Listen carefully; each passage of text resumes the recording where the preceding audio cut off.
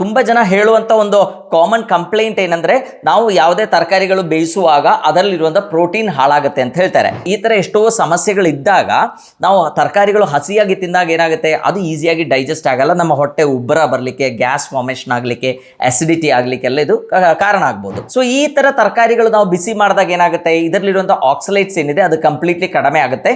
So ಅದು ತಗೊಂಡ್ರು ಕೂಡ ನಮಗೆ ಈ ಕಿಡ್ನಿ ಸ್ಟೋನು ಈ ತರ ಸಮಸ್ಯೆಗಳು ಬರೋದನ್ನ ದೂರ ಮಾಡ್ಕೋಬಹುದು. ಎಷ್ಟೋ ಜನ ನಮಗೆ ರಕ್ತಹೀನತೆ ಅಥವಾ ಅನಿಮಿಯಾ ಇದ್ದಾಗ ನಾವೇನ್ ಮಾಡ್ತೀವಿ, ಎಷ್ಟೋ ಜ್ಯೂಸಸ್ ಮಾಡ್ತೀವಿ, ಪಾಲಕ್ ಜ್ಯೂಸ್ ಇರ್ಬೋದು, ನುಗ್ಗೆ ಸೊಪ್ಪಿನ ಜ್ಯೂಸ್ ಇರ್ಬೋದು, ಈ ತರ ಎಷ್ಟೋ ಜ್ಯೂಸ್ಗಳು ಮಾಡಿ ತಗೊಳ್ತೀವಿ. ಬಟ್ ಕೆಲವು ಸಲ ಏನಾಗುತ್ತೆ, ಅದು ತಗೊಂಡ್ರು ಕೂಡ ನಮ್ಮ ಐರನ್ ಲೆವೆಲ್ ಏನಿದೆ ಅದೇನು ಜಾಸ್ತಿ ಆಗಲ್ಲ. ಎಲ್ಲರಿಗೂ ನಮಸ್ಕಾರ, ನಾನು ಡಾಕ್ಟರ್ ಜಿತೇಶ್, ನಿಸರ್ಗ ಹಾಸ್ಪಿಟಲ್ ಸಿರ್ಸಿ. ನಮ್ಮ ಆರೋಗ್ಯ ಚೆನ್ನಾಗಿರಬೇಕು ಅಂದರೆ ಎಲ್ಲ ಪೌಷ್ಟಿಕಾಂಶಗಳಿರುವಂಥ ಆಹಾರಗಳು ನಾವು ರೆಗ್ಯುಲರ್ಲಿ ಸೇವಿಸ್ತಾ ಇರಬೇಕು. ಈ ಪೌಷ್ಟಿಕಾಂಶಗಳೆಲ್ಲದು ಚೆನ್ನಾಗಿ ಇರುವಂಥ ಆಹಾರಗಳು ಯಾವುದು ಅಂತ ಕೇಳಿದರೆ ನಮಗೆಲ್ಲ ಗೊತ್ತು, ತರಕಾರಿಗಳು. ಯಾಕಂದರೆ ಅದರಲ್ಲಿ ಚೆನ್ನಾಗಿ ವೈಟಮಿನ್ಸ್ ಇರುತ್ತೆ, ಮಿನರಲ್ಸ್ ಇರುತ್ತೆ, ಲೋ ಇನ್ ಕ್ಯಾಲರಿ ಇರುತ್ತೆ, ಬೇಕಾದಷ್ಟು ನಾರಿನಂಶ ಇರುತ್ತೆ. ಸೊ ನಮ್ಮ ಬಾಡಿಗೆ ಬೇಕಾಗಿರುವಂಥ ಎಷ್ಟೋ ಪೌಷ್ಟಿಕಾಂಶಗಳು ನಮಗೆ ತರಕಾರಿಗಳಿಂದ ಸಿಗುತ್ತೆ. ಸೊ ಹಾಗಾಗಿ ನಾವು ಈವನ್ ನಮ್ಮ ಸಣ್ಣ ಮಕ್ಕಳಿಗೂ ಕೂಡ ನಾವೇನು ಮಾಡ್ತೀವಿ, ಅವರ ಆಹಾರದಲ್ಲಿ ತರಕಾರಿಗಳನ್ನ ಚೆನ್ನಾಗಿ ಫೀಡ್ ಮಾಡಲಿಕ್ಕೆ ಟ್ರೈ ಮಾಡ್ತಾ ಇರ್ತೀವಿ. ಸೊ ಎಲ್ಲರಿಗೂ ಏನಾದರೂ ಒಂದು ಹೆಲ್ತ್ ಇಶ್ಯೂ ಬಂದಾಗ ಅಥವಾ ವೆಯ್ಟ್ ಜಾಸ್ತಿ ಆದಾಗ ಅಥವಾ ಸಕ್ಕರೆ ಕಾಯಿಲೆ ಡೆವಲಪ್ ಆದಾಗ, ಸೊ ಅವಾಗೆಲ್ಲ ನಾವು ಜಾಸ್ತಿ ಡಿಪೆಂಡ್ ಆಗೋದು ಯಾವುದರ ಮೇಲೆ, ತರಕಾರಿಗಳ ಮೇಲೆ. ಸೊ ತರಕಾರಿಗಳು ಸೇವಿಸುವಾಗ ಎಲ್ಲರೂ ಹೇಳುವಂಥ ಒಂದು ವಿಷಯ ಏನಂದ್ರೆ, ತರಕಾರಿಗಳದೆಲ್ಲ ಪೌಷ್ಟಿಕಾಂಶಗಳು ನಿಮಗೆ ಸಿಗಬೇಕು ಅಂತ ಇದ್ರೆ ಹಸಿ ತರಕಾರಿ ತಿನ್ನಬೇಕು. ಸೊ ಹಾಗಾಗಿ ಎಷ್ಟೋ ಜನ ಹಸಿ ತರಕಾರಿಗಳು ರೆಗ್ಯುಲರ್ ಆಗಿ ಸೇವಿಸ್ತಾರೆ. ಬಟ್ ನೀವು ಅಬ್ಸರ್ವ್ ಮಾಡಿರ್ಬೋದು, ಕೆಲವು ಸಲ ಹಸಿ ತರಕಾರಿ ತಿಂದಾಗ ನಮ್ಗೆ ಬ್ಲೋಟಿಂಗ್ ಆಗುತ್ತೆ, ಅಸಿಡಿಟಿ ಆಗುತ್ತೆ, ಮೋಷನ್ ಇಶ್ಯೂಸ್ ಬರುತ್ತೆ, ಈ ತರ ಸಮಸ್ಯೆಗಳು ಕೂಡ, ಇಂಡೈಜೆಷನ್ ಆಗುತ್ತೆ, ಕೆಲವರಿಗೆ ಹೊಟ್ಟೆ ನೋವು ಬರುತ್ತೆ, ಈ ತರ ಸಮಸ್ಯೆಗಳು ನೀವು ನೋಡಿರ್ತೀರ.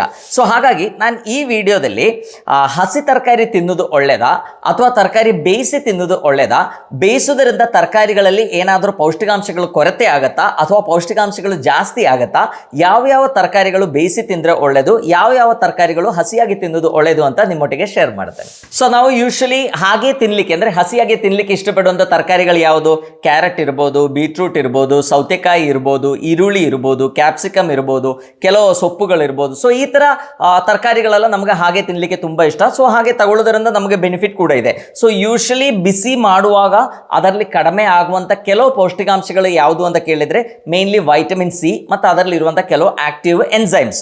ಇದರೊಟ್ಟಿಗೆ ನಾವು ಹಸಿಯಾಗಿ ತಿನ್ನೋದ್ರಿಂದ ಒಂದು ಅಡ್ವಾಂಟೇಜ್ ಏನಂದ್ರೆ, ಅದರಲ್ಲಿ ಇರುವಂಥ ನಾರಿನಂಶ ನಮಗೆ ಜಾಸ್ತಿ ಸಿಗುತ್ತೆ and at the same time ನಮಗೆ ಸಟೈಟಿ ಬೇಗ ಫೀಲ್ ಆಗುತ್ತೆ. ಸೊ ನಿಮಗೆ ಗೊತ್ತು, ಹಸಿ ತರಕಾರಿ ನಾವು ಯೂಶಲಿ ಬೇಯಿಸಿ ತರಕಾರಿ ಕಂಪೇರ್ ಮಾಡಿದರೆ ಜಾಸ್ತಿ ಹೊತ್ತು ಜಗದು ತಿನ್ನಬೇಕಾಗತ್ತೆ. ಸೊ ಹಾಗಾಗಿ ನಮ್ಮ ಸಟೈಟಿ ಹಾರ್ಮೋನ್ಸ್ ಎಲ್ಲ ಪ್ರೊಡ್ಯೂಸ್ ಆಗಲಿಕ್ಕೆ ಹಸಿ ತರಕಾರಿ ಬೇಗ ಒಳ್ಳೆ, ಅಂದರೆ ಜಾಸ್ತಿ ತಿನ್ನಕ್ಕಾಗಲ್ಲ, ಕಡಿಮೆ ತಿಂತೀವಿ. ಆ್ಯಂಡ್ ಅದರೊಟ್ಟಿಗೆ ಫೈಬರ್ ಕೂಡ ಸ್ವಲ್ಪ ಬಿಸಿ ಮಾಡಿದಾಗ ಬ್ರೇಕ್ ಡೌನ್ ಆಗುತ್ತೆ.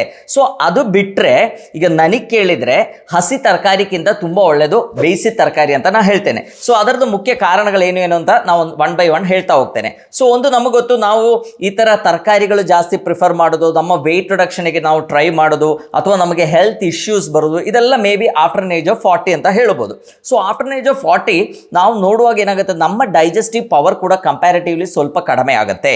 ಸೊ ಹಾಗಾಗಿ ನಾವು ಬೇಯಿಸಿ ತರಕಾರಿಗಳು ತಿನ್ನೋದ್ರಿಂದ ಆ ತರಕಾರಿ ಏನಿದೆ ಬೇಯಿಸುವಾಗ ಅದರದ್ದು ಸೆಲ್ ವಾಲ್ ಏನಿದೆ ಅದು ಬ್ರೇಕ್ ಡೌನ್ ಆಗುತ್ತೆ. ನಮಗೊತ್ತು, ವೆಜಿಟೇಬಲ್ಸ್ ಏನಿದೆ ಅದರದ್ದು ಪ್ಲಾಂಟ್ ಸೆಲ್ ವಾಲ್ ಏನಿದೆ that is made of cellulose. So cellulose ಏನಿದೆ ನಮ್ಮ ಬಾಡಿಯಲ್ಲಿ ಈಸಿಯಾಗಿ ಡೈಜೆಸ್ಟ್ ಆಗಲ್ಲ. ಸೊ ಹಾಗಾಗಿ ಆ ತರಕಾರಿಗಳು ಬೇಯಿಸೋದ್ರಿಂದ ಈ ಸೆಲ್ ವಾಲ್ ಬ್ರೇಕ್ ಡೌನ್ ಆಗೋದ್ರಿಂದ ತರಕಾರಿಗಳಲ್ಲಿರುವಂಥ ಪೌಷ್ಟಿಕಾಂಶಗಳು ನಮಗೆ ಚೆನ್ನಾಗಿ ನಮ್ಮ ಬಾಡಿಗೆ ಅಬ್ಸಾರ್ಬ್ ಆಗಲಿಕ್ಕೆ ಎಲ್ಲ ತರಕಾರಿಗಳು ಕೂಡ ಬೇಯಿಸಿ ತಗೊಳ್ಳೋದು ಉತ್ತಮ ಅಂತ ನಾನು ಹೇಳ್ತೇನೆ. ಈಗ ತರಕಾರಿ ಬೇಯಿಸಿ ತಗೊಳ್ಳೋದ್ರಿಂದ ಅದರಲ್ಲಿ ಏನೇನು ಚೇಂಜಸ್ ಆಗುತ್ತೆ ಅಂತ ನೋಡೋಣ. ತುಂಬ ಜನ ಹೇಳುವಂಥ ಒಂದು ಕಾಮನ್ ಕಂಪ್ಲೇಂಟ್ ಏನಂದ್ರೆ, ನಾವು ಯಾವುದೇ ತರಕಾರಿಗಳು ಬೇಯಿಸುವಾಗ ಅದರಲ್ಲಿರುವಂಥ ಪ್ರೋಟೀನ್ ಹಾಳಾಗುತ್ತೆ ಅಂತ ಹೇಳ್ತಾರೆ. ಆ್ಯಕ್ಚುಲಿ ಹೌದು, ಪ್ರೋಟೀನ್ ಡಿನೇಚರ್ ಆಗುತ್ತೆ. ಬಟ್ ಆ್ಯಕ್ಚುಲಿ ನಾವು ನೋಡಿದರೆ ಪ್ರೋಟೀನ್ ಡಿನೇಚರ್ ಆಗೋದ್ರಿಂದ ಅದರದ್ದು ಅಬ್ಸಾರ್ಪ್ಷನ್ ಏನಿದೆ ಅದು ಇಂಪ್ರೂವ್ ಆಗುತ್ತೆ.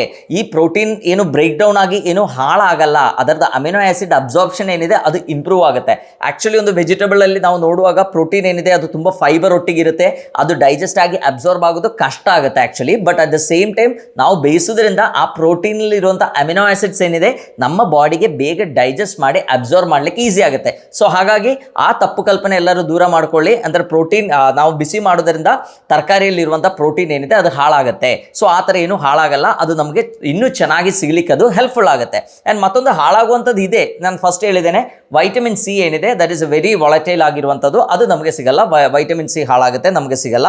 And but at the same time ನಾವು ಎಷ್ಟೋ ತರಕಾರಿಗಳು ಲೈಕ್ ಈಗ ನೆಲ್ಲಿಕಾಯಿ ಅದು ಇಟ್ಸ್ ಅ ಫ್ರೂಟ್. ಆ ನೆಲ್ಲಿಕಾಯಿ ಎಲ್ಲ ನಾವು ಹಾಗೆ ತಿಂತೀವಿ. ಆರೆಂಜಸ್, ಫ್ರೂಟ್ಸ್ ಎಲ್ಲ ನಾವು ರೆಗ್ಯುಲರ್ಲಿ ತಗೊಳ್ತಾ ಇರೋದ್ರಿಂದ ನಮಗೆ ಬೇಕಾದಷ್ಟು ವೈಟಮಿನ್ ಸಿ ಏನಿದೆ ಈ ತರ ಹಣ್ಣುಗಳಿಂದ ನಮಗೆ ಸಿಗುತ್ತೆ. ಸೊ ತರಕಾರಿಗಳಲ್ಲಿರುವಂಥ ಒಂದು ಡಿಸ್ಅಡ್ವಾಂಟೇಜ್ ನಾನು ಹೇಳಿದ್ದೇನೆ, ಅಂದ್ರೆ ಯೂಶಲಿ ಆಫ್ಟರ್ ಏಜ್ ಆಫ್ 40 ತುಂಬಾ ಜನರಲ್ಲಿ ಇರುವಂತಹ ಸಮಸ್ಯೆಗಳು ಏನಂದ್ರೆ ಹೊಟ್ಟೆ ಸಮಸ್ಯೆಗಳು ಬಹಳ ಇರುತ್ತೆ. ಅಸಿಡಿಟಿ, ಹೈಪರ್ ಅಸಿಡಿಟಿ ಇರ್ಬೋದು, ಹೈಪೋ ಅಸಿಡಿಟಿ ಇರ್ಬೋದು, IBS ಇರ್ಬೋದು, ಡೈಜೆಸ್ಟಿವ್ ಇಶ್ಯೂಸ್ ಇರ್ಬೋದು, ಕಾನ್ಸ್ಟಿಪೇಷನ್ ಇರ್ಬೋದು. ಈ ತರ ಎಷ್ಟೋ ಸಮಸ್ಯೆಗಳಿದ್ದಾಗ ನಾವು ತರಕಾರಿಗಳು ಹಸಿಯಾಗಿ ತಿಂದಾಗ ಏನಾಗುತ್ತೆ, ಅದು ಈಸಿಯಾಗಿ ಡೈಜೆಸ್ಟ್ ಆಗಲ್ಲ. ನಮ್ಮ ಹೊಟ್ಟೆ ಉಬ್ಬರ ಬರಲಿಕ್ಕೆ, ಗ್ಯಾಸ್ ಫಾರ್ಮೇಷನ್ ಆಗಲಿಕ್ಕೆ, ಅಸಿಡಿಟಿ ಆಗಲಿಕ್ಕೆಲ್ಲ ಇದು ಕಾರಣ ಆಗ್ಬೋದು. ಸೊ ಹಾಗಾಗಿ ಈಗ ಬೇಯಿಸಿ ತಗೊಳ್ಳುವಾಗ ತರಕಾರಿಗಳಲ್ಲಿ ಏನೇನು ಚೇಂಜಸ್ ಆಗುತ್ತೆ ಅಂತ ನೋಡೋಣ. ಸೊ ಯೂಶಲಿ ತರಕಾರಿಗಳು ಬಿಸಿ ಮಾಡೋದ್ರಿಂದ ಈ ತರಕಾರಿಗಳಲ್ಲಿ ಇರುವಂಥ ಆಂಟಿ ನ್ಯೂಟ್ರಿಯೆಂಟ್ಸ್ ಏನಿದೆ ಅದು ಕಡಿಮೆ ಆಗುತ್ತೆ. ಆ್ಯಕ್ಚುಲಿ ತರಕಾರಿಗಳೇನಿದೆ ಅದರದ್ದು ಸೀಡ್ಸ್ ಎಲ್ಲ ಇರ್ಬೋದು. ಸೊ ಆ ಸೀಡು ಏನಾಗಬೇಕು, ಆ್ಯಕ್ಚುಲಿ ನಾವು ತಿಂದರೆ ಅಥವಾ ಯಾವುದಾದ್ರೂ ಒಂದು ಪ್ರಾಣಿ ಅದನ್ನು ತಿಂದರೆ ಅದು ಡೈಜೆಸ್ಟ್ ಆಗದೆ ನಮ್ಮ ಮಲದಲ್ಲಿ ಹೊರಗೆ ಹೋಗಿ ಅದೊಂದು ಗಿಡ ಆಗಿ ಹುಟ್ಟಬೇಕು. ಸೊ ಹಾಗಾಗಿ ಅದು ಡೈಜೆಸ್ಟ್ ಆಗದೇ ಇರಲಿಕ್ಕೆ ಆ ಸೀಡಲ್ಲಿ ಅಥವಾ ತರಕಾರಿಯಲ್ಲಿ ಕೆಲವು ಕಾಂಪೌಂಡ್ಸ್ ಇರುತ್ತೆ. ಸೊ ಅದೇನು ಮಾಡುತ್ತೆ, ಆ ಡೈಜೆಷನನ್ನು, ನಮ್ಮ ಡೈಜೆಸ್ಟಿವ್ ಪವರ್ಸನ್ನು ಕಡಿಮೆ ಮಾಡುತ್ತೆ. ಅಂದರೆ ಆ ತರಕಾರಿ ಅಥವಾ ಆ ಸೀಡ್ ಆ ಕಾಳೇನಿದೆ ಅದನ್ನು ಸರಿಯಾಗಿ ಡೈಜೆಸ್ಟ್ ಆಗ್ಲಿಕ್ಕೆ ಕೊಡಲ್ಲ. ಸೊ ಹಾಗಾಗಿ ಬಿಸಿ ಮಾಡೋದ್ರಿಂದ ಈ ಆಂಟಿ ನ್ಯೂಟ್ರಿಯೆಂಟ್ಸ್ ಏನಿದೆ ಅದು ಕಡಿಮೆ ಆಗುತ್ತೆ. ಸೊ ಹಾಗಾಗಿ ನಮ್ಮ ಆ ತರಕಾರಿಯಲ್ಲಿ ಇರುವಂಥ ಪೌಷ್ಟಿಕಾಂಶಗಳೇನಿದೆ, ಅದು ಮಿನರಲ್ಸ್ ಇರ್ಬೋದು, ಅದರಲ್ಲಿರುವಂಥ ವೈಟಮಿನ್ಸ್ ಇರ್ಬೋದು, ಇದೆಲ್ಲ ನಮಗೆ ಚೆನ್ನಾಗಿ ಸಿಗ್ಲಿಕ್ಕೆ ಬಿಸಿ ಮಾಡೋದು ತುಂಬಾ ಹೆಲ್ಪ್ ಆಗುತ್ತೆ. ಸೊ ಈ ಆಂಟಿ ನ್ಯೂಟ್ರಿಯೆಂಟ್ಸ್ ಏನಿದೆ ಅದು ಬಹಳಷ್ಟಿದೆ. ಸೊ ಅದರಲ್ಲಿ ಒಂದು ಫೈಟೇಟ್ಸ್. ಈ ಫೈಟೇಟ್ಸ್ ಜಾಸ್ತಿ ಸೊಪ್ಪುಗಳಲ್ಲಿ ಜಾಸ್ತಿ ಇರುತ್ತೆ, ಬೀನ್ಸ್ ಅಲ್ಲಿ ಜಾಸ್ತಿ ಇರುತ್ತೆ, ನಟ್ಸ್ ಅಲ್ಲಿ ಜಾಸ್ತಿ ಇರುತ್ತೆ. ಸೊ ಇದೇನ್ ಮಾಡುತ್ತೆ ಅಂದ್ರೆ ಅದರಲ್ಲಿ ಇರುವಂತ ಮಿನರಲ್ಸ್ ಏನಿದೆ, ಅದು ಜಿಂಕ್, ಸೆಲಿನಿಯಂ, ಐರನ್, ಈ ತರ ಮಿನರಲ್ಸ್ ಏನಿದೆ ಅದರೊಟ್ಟಿಗೆ ಬೈಂಡ್ ಆಗಿ ಅದರದ ಅಬ್ಸಾರ್ಪ್ಷನ್ ನ ಕಡಿಮೆ ಮಾಡಿಸುತ್ತೆ. ಸೊ ಹಾಗಾಗಿ ಏನಾಗುತ್ತೆ, ನಾವು ಹಸಿಯಾಗಿ ತಿಂದರೂ ಕೂಡ, ಈಗ ಒಬ್ಬರಿಗೆ ರಕ್ತಹೀನತೆ ಇದೆ ಅಥವಾ ಕೂದಲು ಉದುರುವಿಕೆ ಇದೆ, ನಮಗೆ ಜಿಂಕು ಸೆಲಿನಿಯಂ ಎಲ್ಲ ಚೆನ್ನಾಗಿ ಬೇಕು, ಅಥವಾ ಥೈರಾಯ್ಡ್ ಇಶ್ಯೂಸ್ ಇದೆ, ಅವರಿಗೆ ಜಿಂಕು ಸೆಲಿನಿಯಂ ಎಲ್ಲ ಚೆನ್ನಾಗಿ ಬೇಕು ಅಂತ ಹೇಳಿ ನಾವು ಹಸಿಯಾಗಿ ತಿಂದರೂ ಕೂಡ ಏನಾಗುತ್ತೆ, ಅದು ಡೈಜೆಸ್ಟ್ ಆದ್ಮೇಲೂ ಆ ನ್ಯೂಟ್ರಿಯೆಂಟ್ಸ್ ಅನ್ನ ಬಿಡುಗಡೆ ಮಾಡ್ಲಿಕ್ಕೆ ಕೊಡಲ್ಲ. ಸೊ ಬಿಸಿ ಮಾಡಿದಾಗ ಏನಾಗುತ್ತೆ, ಇದರಲ್ಲಿರುವಂತಹ ಫೈಟೇಟ್ಸ್ ಅಲ್ಲಿ ಏನಿದೆ ಅರೌಂಡ್ 40 to 70% ಕಡಿಮೆ ಆಗುತ್ತೆ. ಅದರಲ್ಲಿರುವಂತಹ ಪೌಷ್ಟಿಕಾಂಶಗಳು ನಮಗೆ ಈಸಿಯಾಗಿ ಸಿಗುತ್ತೆ. ಇನ್ನೊಂದು ಆಂಟಿ ನ್ಯೂಟ್ರಿಯೆಂಟ್ ಅಂದ್ರೆ ಆಕ್ಸಲೈಟ್ಸ್. ಸೊ ಈ ಆಕ್ಸಲೈಟ್ಸ್ ಜಾಸ್ತಿ ನಮ್ಮ ನುಗ್ಗೆ ಸೊಪ್ಪಲ್ಲಿ ಅಥವಾ ನುಗ್ಗೆಕಾಯಿಯಲ್ಲಿ ಅಥವಾ ಬೀಟ್ರೂಟ್ ಅಲ್ಲಿ ಅಥವಾ ಪಾಲಕ್ಕು, ಈ ತರ ತರಕಾರಿಗಳಲ್ಲಿ ಈ ಆಕ್ಸಲೈಟ್ಸ್ ಜಾಸ್ತಿ ಇರುತ್ತೆ. ಸೊ ಈ ಆಕ್ಸಲೈಟ್ಸ್ ಏನ್ ಮಾಡುತ್ತೆ ಅಂದ್ರೆ ನಮ್ಮ ಕ್ಯಾಲ್ಸಿಯಂ ಒಟ್ಟಿಗೆ ಬೈಂಡ್ ಆಗಿ ಕ್ಯಾಲ್ಸಿಯಂ ಆಕ್ಸಲೇಟ್ ಆಗಿ ನಮಗೆ ಕಿಡ್ನಿ ಸ್ಟೋನ್ ಎಲ್ಲ ಬರುವಂತ ಸಾಧ್ಯತೆಗಳನ್ನ ಜಾಸ್ತಿ ಮಾಡಿಸುತ್ತೆ. ಸೊ ಈ ತರ ತರಕಾರಿಗಳು ನಾವು ಬಿಸಿ ಮಾಡಿದಾಗ ಏನಾಗುತ್ತೆ, ಇದರಲ್ಲಿರುವಂತಹ ಆಕ್ಸಲೈಟ್ಸ್ ಏನಿದೆ ಅದು ಕಂಪ್ಲೀಟ್ಲಿ ಕಡಿಮೆ ಆಗುತ್ತೆ.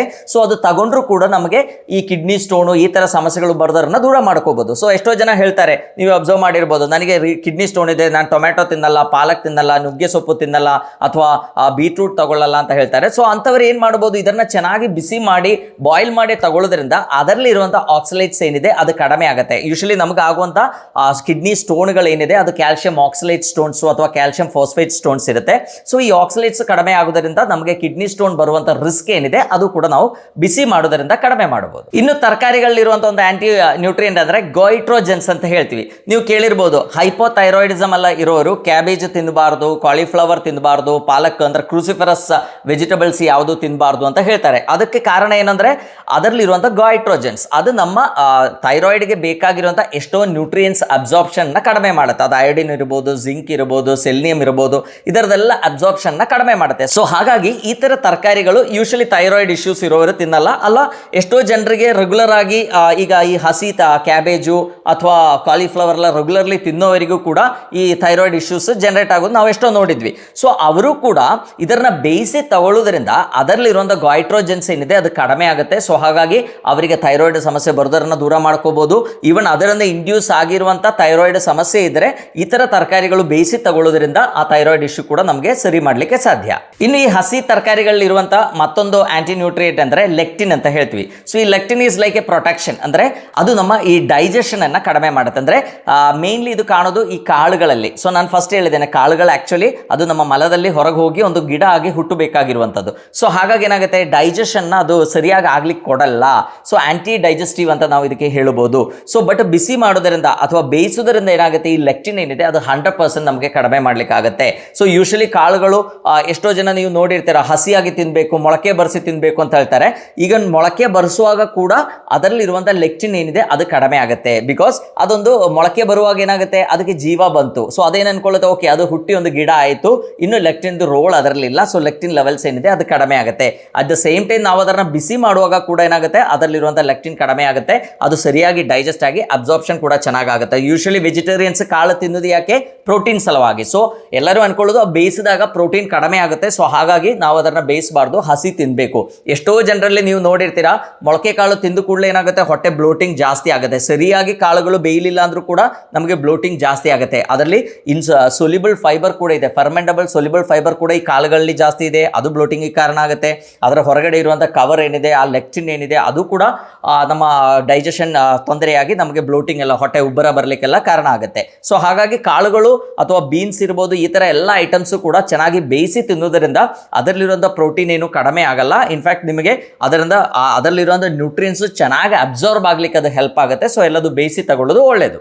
ಇನ್ನೊಂದು anti nutrient tannin. So tannin ಎಷ್ಟೋ ತರಕಾರಿಗಳಿರುತ್ತೆ, ಬಟ್ ಟ್ಯಾನಿನ್ ಇರುವಾಗ ಆ ತರಕಾರಿ ಡೈಜೆಸ್ಟ್ ಆಗಿ ಅದರಲ್ಲಿರುವಂಥ ಐರನ್ ಏನಿದೆ ಅದು ಚೆನ್ನಾಗಿ ಅಬ್ಸಾರ್ಬ್ ಆಗ್ಲಿಕ್ಕೆ ಅದು ಕೊಡಲ್ಲ. ಸೊ ಹಾಗಾಗಿ ನಾವು ಅದನ್ನು ಬೇಯಿಸಿ ತಗೊಳ್ಳುವಾಗ ಇದರಲ್ಲಿರುವಂಥ ಟ್ಯಾನಿನ್ ಲೆವೆಲ್ಸು ಲೋ ಆಗುತ್ತೆ, ಐರನ್ ಕೂಡ ನಮಗೆ ತುಂಬ ಚೆನ್ನಾಗಿ ಸಿಗುತ್ತೆ. ನಾನು ಫಸ್ಟ್ ಹೇಳಿದ್ದೇನೆ, ಎಷ್ಟೋ ಜನ ನಮಗೆ ರಕ್ತಹೀನತೆ ಅಥವಾ ಅನಿಮಿಯಾ ಇದ್ದಾಗ ನಾವೇನು ಮಾಡ್ತೀವಿ, ಎಷ್ಟೋ ಜ್ಯೂಸಸ್ ಮಾಡ್ತೀವಿ, ಪಾಲಕ್ ಜ್ಯೂಸ್ ಇರ್ಬೋದು, ನುಗ್ಗೆ ಸೊಪ್ಪಿನ ಜ್ಯೂಸ್ ಇರ್ಬೋದು, ಈ ಥರ ಎಷ್ಟೋ ಜ್ಯೂಸ್ಗಳು ಮಾಡಿ ತಗೊಳ್ತೀವಿ. ಬಟ್ ಕೆಲವು ಸಲ ಏನಾಗುತ್ತೆ, ಅದು ತಗೊಂಡ್ರೂ ಕೂಡ ನಮ್ಮ ಐರನ್ ಲೆವೆಲ್ ಏನಿದೆ ಅದೇನು ಜಾಸ್ತಿ ಆಗಲ್ಲ. ಸೊ ಅದರದ್ದು ಮೇನ್ ಕಾರಣ ಅಂದರೆ ಇದರಲ್ಲಿರುವಂಥ ಟ್ಯಾನಿನ್. ಸೊ ಹಾಗಾಗಿ ನಾವೇನು ಮಾಡಬೇಕು, ತರಕಾರಿಗಳನ್ನ ಬೇಯಿಸಿ ತಗೊಳ್ಳೋದು. ಈಗ ಹರಿವೆ ಸೊಪ್ಪು, ನುಗ್ಗೆ ಸೊಪ್ಪು, ಪಾಲಕ್ ಸೊಪ್ಪು ಇದನ್ನ ಬೇಯಿಸಿ ಪಲ್ಯ ಮಾಡಿ ತಗೋಬಹುದು. ಅಂದರೆ ಜ್ಯೂಸ್ ಮಾಡಿ ತಗೋಬಾರ್ದು ಅಂತಲ್ಲ, ಒಂದು ಸ್ವಲ್ಪ ಕ್ವಾಂಟಿಟಿ ಬೇಕಾದ್ರೆ ಜ್ಯೂಸ್ ಮಾಡಿ ತಗೊಂಡ್ರು ಕೂಡ ನಮಗೆ ತುಂಬ ಹೆಲ್ತ್ ಬೆನಿಫಿಟ್ಸ್ ಆಗುತ್ತೆ. ಆ್ಯಂಡ್ ಬಿಕಾಸ್ ಅದರಲ್ಲಿರುವಂಥ ವೈಟಮಿನ್ ಸಿ ಬಾಕಿ ಎಲ್ಲದೂ ನಮಗೆ ನಮ್ಮ ಬಾಡಿ ಹೆಲ್ತ್ ಇಂಪ್ರೂವ್ ಆಗಲಿಕ್ಕೆ ಬೇಕಾಗಿರುವಂಥದ್ದು ಎಷ್ಟೋ ಐಟಮ್ಸ್ ಅದರಲ್ಲಿರುತ್ತೆ. ಆ್ಯಂಡ್ ಅದರೊಟ್ಟಿಗೆ ಇದು ಬೇಯಿಸಿ ತಗೊಳ್ಳೋದ್ರಿಂದ ಇನ್ನೂ ಅದರದ್ದು ಅಬ್ಸಾರ್ಪ್ಷನ್ ಏನಿದೆ ಚೆನ್ನಾಗಾಗುತ್ತೆ. ಹಸಿ ತಗೊಂಡ್ರೆ ಎಷ್ಟಾಗುತ್ತೋ ಅದಕ್ಕಿಂತ ಬೆಟರ್ ರಿಸಲ್ಟ್ಸ್ ನಿಮಗೆ ಇದು ಬೇಯಿಸಿ ತಗೊಂಡ್ರೆ ಸಿಗುತ್ತೆ. ಸೊ ಬೇಯಿಸೋದ್ರಿಂದ ನಮಗೆ ಆ್ಯಕ್ಚುಲಿ ಕೆಲವು ವೈಟಮಿನ್ಸ್ದೆಲ್ಲ ಬಯೋವಯಬಿಲಿಟಿ ಏನಿದೆ ಅದು ತುಂಬ ಇಂಪ್ರೂವ್ ಆಗುತ್ತೆ. ವೈಟಮಿನ್ ಎ ಇರ್ಬೋದು, ವೈಟಮಿನ್ ಡಿ ಇರ್ಬೋದು, ವೈಟಮಿನ್ ಇ ಇರ್ಬೋದು, ಇದರದೆಲ್ಲ ಬಯೋವಯಬಿಲಿಟಿ ಇಂಪ್ರೂವ್ ಆಗುತ್ತೆ, ನಮಗೆ ಜಾಸ್ತಿ ಸಿಗುತ್ತೆ. ಸೊ ಬೇಯಿಸೋದ್ರಿಂದ ತರಕಾರಿಗಳಲ್ಲಿರುವಂಥ ಲೈಕೋಪೀನ್ ಒಂದು ಒಳ್ಳೆ ಆ್ಯಂಟಿ ಆಕ್ಸಿಡೆಂಟ್ಸ್, ಅದು ನಮಗೆ ಚೆನ್ನಾಗಿ ಅಬ್ಸಾರ್ಪ್ಷನ್ ಚೆನ್ನಾಗಿ ಸಿಗುತ್ತೆ. ಬೀಟಾ ಕ್ಯಾರೋಟಿನ್ ಅಂದರೆ ಪ್ರಿಕರ್ಸರ್ ಆಫ್ ವೈಟಮಿನ್ ಎ, ಅದು ಕೂಡ ನಮ್ಮ ಬಾಡಿಯಲ್ಲಿ ಅಬ್ಸಾರ್ಪ್ಷನ್ ಚೆನ್ನಾಗಿ ಇಂಪ್ರೂವ್ ಆಗುತ್ತೆ. ಕ್ಯಾರೋಟಿನಾಯ್ಡ್ಸ್ ಅಬ್ಸಾರ್ಪ್ಷನ್ ಏನಿದೆ ಅದು ತುಂಬ ಚೆನ್ನಾಗಿ ಇಂಪ್ರೂವ್ ಆಗುತ್ತೆ. ಐರನ್ ನಾನು ಆಲ್ರೆಡಿ ಹೇಳಿದ್ದೇನೆ, ಐರನ್ ಅಬ್ಸಾರ್ಪ್ಷನ್ ಏನಿದೆ ಅದು ಕೂಡ ತುಂಬ ಚೆನ್ನಾಗಿ ಇಂಪ್ರೂವ್ ಆಗುತ್ತೆ. ಸೊ ಓವರಾಲ್ ನಾವು ನೋಡಿದರೆ ಬೇಯಿಸಿ ತಗೊಳ್ಳೋದು ತರಕಾರಿಗಳು, ಅಂದರೆ ತರಕಾರಿಗಳು ರೆಗ್ಯುಲರ್ ಆಗಿ ತುಂಬ ಬೇಯಿಸಿ ತಗೊಳ್ಳೋದು ಅಂತಲ್ಲ, ನಮ್ಮಲ್ಲಿ ಎಷ್ಟೋ ಮ್ಯಾಲ್ ಪ್ರಾಕ್ಟೀಸಸ್ ಕೂಡ ಇದೆ. ಎಷ್ಟೋ ತರಕಾರಿಗಳನ್ನ ನಾವು ಫ್ರೈ ಮಾಡಿ ತಗೊಳ್ತೀವಿ, ಅದರಿಂದ ಏನು ಹೆಲ್ತ್ ಬೆನಿಫಿಟ್ಸ್ ಇಲ್ಲ.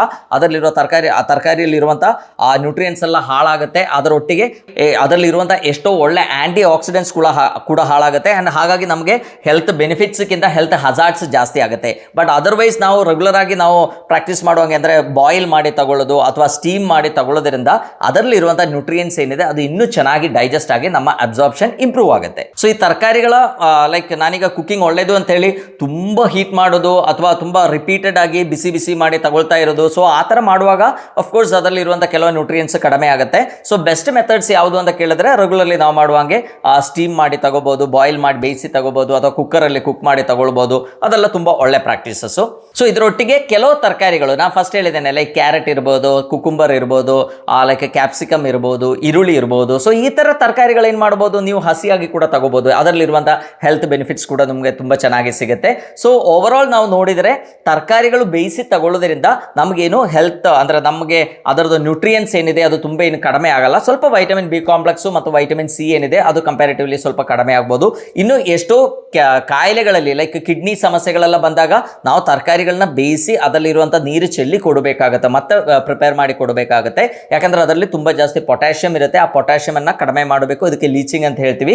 ಸೊ ಅದು ಮಾಡಿಕೊಟ್ರೆ ಮಾತ್ರ ಕಿಡ್ನಿ ಮೇಲೆ ಒತ್ತಡ ಆಗದೆ ಈವನ್ ಒಂದು CKD ಪೇಷಂಟ್ ಅಂದರೆ ಕಿಡ್ನಿ ಡಿಸೀಸಸ್ ಇರುವವರು ಕೂಡ ತರಕಾರಿಗಳನ್ನೆಲ್ಲ ಚೆನ್ನಾಗಿ ಸೇವಿಸಲಿಕ್ಕಾಗುತ್ತೆ. ಇನ್ನು ನಮಗೆ ಗೊತ್ತು, ನಾವು ಬೇಯಿಸೋದ್ರಿಂದ ಅದರಲ್ಲಿರುವಂಥ ಎಷ್ಟೋ ಲೈಕ್ ಮೈಕ್ರೋಬ್ಸ್ ಅಂದರೆ ಅದರಲ್ಲಿರುವಂಥ ಎಷ್ಟೋ ಬ್ಯಾಕ್ಟೀರಿಯಾ ಇರ್ಬೋದು, ಅದರಲ್ಲಿರುವಂಥ ಕಂಟಾಮಿನೇಷನ್ ಇರ್ಬೋದು, ಇದೆಲ್ಲ ಕಡಿಮೆ ಮಾಡಲಿಕ್ಕೆ ಬೇಯಿಸೋದು ತುಂಬ ಒಳ್ಳೆಯದು. ಆ್ಯಂಡ್ ಅದರೊಟ್ಟಿಗೆ ನಮಗೆ ಗೊತ್ತು, ಈಗ ತರಕಾರಿಗಳೆಲ್ಲ ತುಂಬ ಲಾರ್ಜ್ ಸ್ಕೇಲಲ್ಲಿ ಕಮರ್ಷಿಯಲ್ ಆಗಿ ಮಾಡುವಾಗ ಅದರಲ್ಲಿ ಎಷ್ಟೋ ಸ್ಪ್ರೇಯಿಂಗ್ ಮಾಡಿರ್ತಾರೆ. ಸೊ ಹಾಗಾಗಿ ಬೇಯಿಸೋದ್ರಿಂದ ಅದರದ್ದು ಇಂಪ್ಯಾಕ್ಟ್ ಕೂಡ ಕಡಿಮೆ ಆಗುತ್ತೆ. ಆ್ಯಂಡ್ ನಮಗೆ ಆದಷ್ಟು ಪ್ಯೂರ್ ಆಗಿರುವಂಥ ಫಾರ್ಮಲ್ಲಿ ನಮಗೆ ತರಕಾರಿಗಳು ತಿನ್ನಲಿಕ್ಕೆ ಕೂಡ ಸಾಧ್ಯ. ಸೊ ಎಲ್ಲರೂ ತರಕಾರಿಗಳನ್ನ ಚೆನ್ನಾಗಿ ಬೇಯಿಸಿ ತಗೊಳ್ಳಿ, ಅದು ನಿಮ್ಮ ಆರೋಗ್ಯಕ್ಕೆ ಒಳ್ಳೆಯದು ಅಂತ ಹೇಳ್ತಾ ಎಲ್ಲರಿಗೂ ಧನ್ಯವಾದ.